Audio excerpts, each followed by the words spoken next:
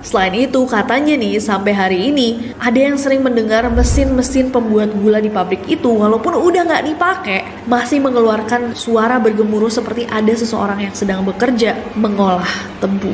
Dan seringkali pengunjung melihat benda-benda yang jatuh sendiri. Hihihi, ada nggak yang pernah kesana? Dan itulah tadi pembahasan gula kita hari ini. Apakah kalian pernah dengar tentang ritual-ritual ini? Cerita-cerita horor tentang pabrik gula? Atau bahkan teori konspirasinya boleh banget ditambahin di bawah. Aku bener-bener pengen bacain dan kita